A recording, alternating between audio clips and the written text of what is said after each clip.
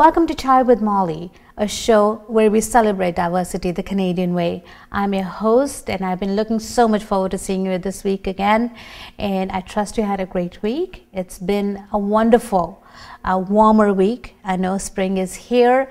We have an amazing show for you that my team and I have put together for you.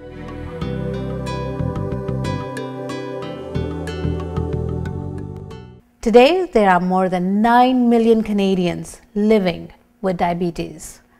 More than 20 people are diagnosed with this disease every hour of every day.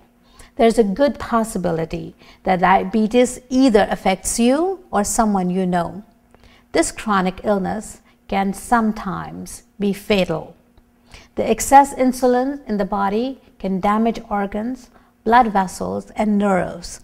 Therefore, this condition should never ever be treated lightly. To help us understand more about this illness, we have in our studio Ella Manowich. She is a registered dietitian with Toronto Public Health. Welcome to our show. Thank you. All right, so you're with Toronto Public Health, and you're here today to tell us about how big of a problem diabetes is in Toronto and Canada. So please tell us. Yes, so diabetes is a serious chronic disease with some serious complications, and the rates are actually projected to grow into the future. In 2010 in Ontario, there were about 1.2 million of people diagnosed with diabetes, and by 2020, that number is projected to grow to almost 2 million. Wow. When we look at Toronto prevalence rates for adults, we're higher than Ontario. So in Toronto, the rates are 9.4%, and Ontario, we're looking at 7.9%. Okay, so what do you attribute this to?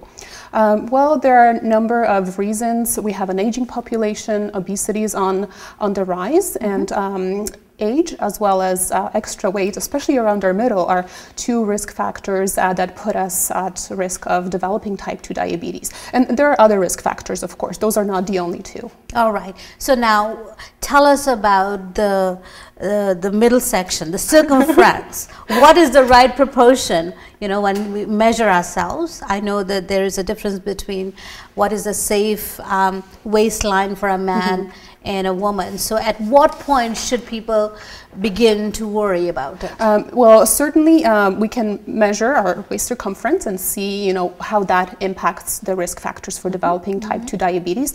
And when we look at women, it's less than 80 centimeters, that's fine. And for men, less than 94 centimeters.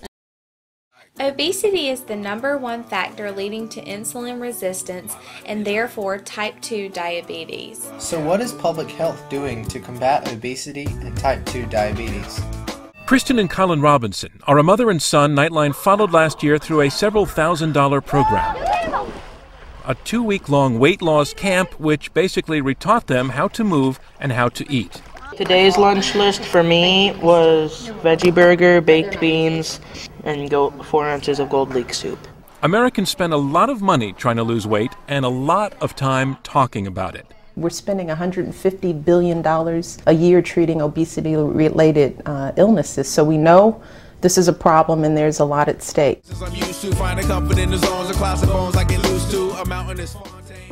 A new study published today in the Journal of Adolescent Youth looked at more than 6,000 middle school children across the nation and found that nearly 7% are not obese but severely obese.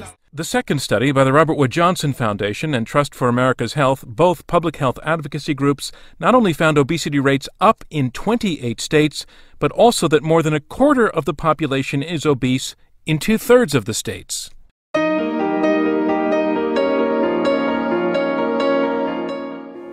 Nutritional education is critical. We have to teach Americans what to eat and how to eat it. The next big issue concerning diet is the comparatively high cost associated with eating healthy. We have to find a way to bring the cost of eating nutritional foods down to an affordable level. Physical education is just as crucial.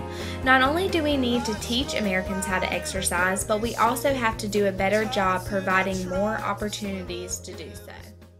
Okay, so what are the symptoms for someone who doesn't have diabetes right now, but they may be experiencing certain symptoms? What should people look out for? So in terms of symptoms, you know, blurred vision, infections that don't heal well, or wounds, frequent urination, thirst. So those are some of the risk factors. And you know, the best way to determine whether you do have diabetes or not is to connect with your healthcare provider, your family doctor, because they can order tests that will determine whether you do or you don't have diabetes. Okay. Now, if you want to determine your risk yourself, so not a diagnosis, but just to get a better sense of whether you're at low, medium, or high risk of developing type 2 diabetes, there is a great tool. It's a questionnaire with a number of questions, and it takes about 5 to 10 minutes to complete. And basically, it guides you through the different risk factors. So whether you're over 40, what's your waist circumference? Are you eating healthy? And kind of other things that put you at risk. And at the end of that, you get a score. If you do get a higher score, I would recommend you go and see a healthcare provider to determine whether maybe you need to be followed closely or get blood tests. All right. Now, you are a registered dietitian. I'm a registered dietitian as well. All right. So tell us about what kind of diet is recommended for someone who is either diabetic or prone to getting diabetes.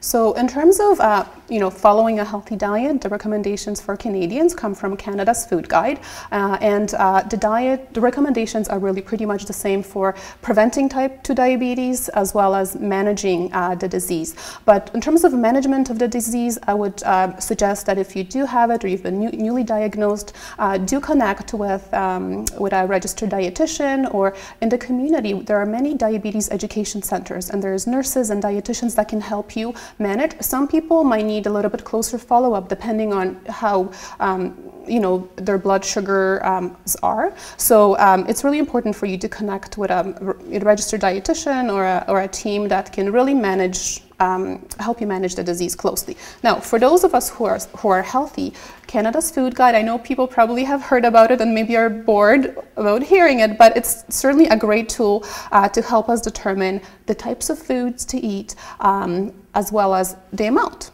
So it talks about the quality of food. So it talks about choosing more veggies and fruit, whole grains, as well as lower fat milk products, leaner meats, and adding things like beans and lentils instead of meat. And actually, not only will our health benefit if we add those in a few times a week instead of meat, but also our wallet. Beans, lentils, they're much less expensive. A lot cheaper. Yeah. Yes. So now you have a little plate that you brought with us as a guide that can be used? So it's a little pot holder, not a real plate, but this is a great tool that people can kind of think to. So when you're choosing your meal, what should you put on your plate? Okay. So think about your plate and choose the smaller plates. We find that the plates these days are very so important. Big, very important, because the more food you put on your plate, the more you're going to eat. It's kind of like a psychological kind of thing that happens. But when you look at your plate, divide it kind of in half. On one half, put veggies and fruit. On a quarter of it, put whole grains, and the other quarter, put lean meats or alternatives. Okay. So that's something to think about. And even if you're not eating on a plate, think about the proportions. Think about what you're eating, and does it kind of reflect this distribution. All right. Now, you have a little gadget here you want to tell us about that can help people with this. Oh, yes, this is great. So, I mean, we talk about healthy eating being important for diabetes prevention, but also physical activity. That's very important. Very important. And I know you love walking. I do. And walking is a great free thing that people can do to get themselves healthier.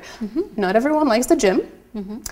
So walking can be a wonderful, wonderful alternative. And we have this program called the Walk Into Health Pedometer Lending Program, and it's a partnership between Toronto Public Health and Toronto Public Libraries. So we have put these kind of kits in a library, and you can borrow it just like a book for 3 weeks. And what's in it?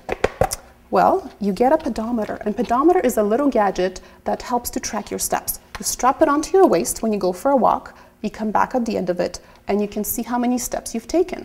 And the recommendation is that we reach about 10,000 steps a day if you're kind of using the pedometer, but not to worry. I know that sounds like a lot.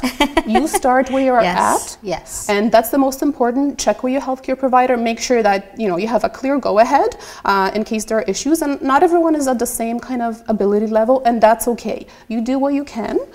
So this is a great motivator to help us increase our physical activity. And you also get in this kind of a video kind of case a booklet. So you keep this booklet for yourself, and at the end of the 3 weeks, of your walking, of your great adventures in the city of Toronto, you return the pedometer and the case to the library. So, and in terms of physical activity, the guidelines are that we should be aiming for about 150 minutes of moderate to vigorous activity per week. Okay. So. All right, so you can spread it out. You can spread it out, and if 30 minutes, for example, 5 days a week is too much, try to do it in 10-minute chunks. 10 minutes at lunch, maybe 20 minutes after dinner, but certainly you can also build to it. If you're not doing anything right now, start with 10 minutes. All right, perfect. Now, we also talked about the risk factor for those who are smokers. We still have a whole lot of us who do smoke, not me, but there are a whole lot of people who do. So what is your recommendation for them, and is there any help available for them? So in terms of smoking, as you said, not everyone is affected, but for those who do smoke, smoking increases your risk of developing type 2 diabetes. So the best thing you can do is quit. But we know that smoking is an addiction. It's not easy to do. It's not easy. It's not easy. So do talk to your healthcare provider, make a plan, think about it. And with Toronto Public Health, we're trying to help people quit. We have a kind of a little kit that we have put together, and there's still some available. And you can go to our website or call our main hotline, and we'll ship that to you. And there's a water bottle. There's tips on in terms of quitting. There's a stress ball. So you quit, you put the cigarettes down, you're stressed. And there's a few other toothbrush, sugarless gum. So kind of things you can use right now as you're quitting smoking. I also wanted to highlight a research study that we're promoting. It's exciting. It's happening in March. It's called STOP. Okay. It's for people who are interested in quitting in the next month or in the next little while. So they're kind of committed, but need a little bit of help. And if you're eligible, you would be receiving 5 weeks worth of nicotine replacement therapy. So basically the nicotine patch for free. Okay. So if you're interested, if you're planning on quitting smoking, do call our telephone hotline, and we'll put you through to the nurses that can assess whether you're eligible to participate. All right. Well, thank you so much for coming and giving us this valuable information. I'm sure our viewers are going to benefit from this. Thank you very much for having me. Thank you very much.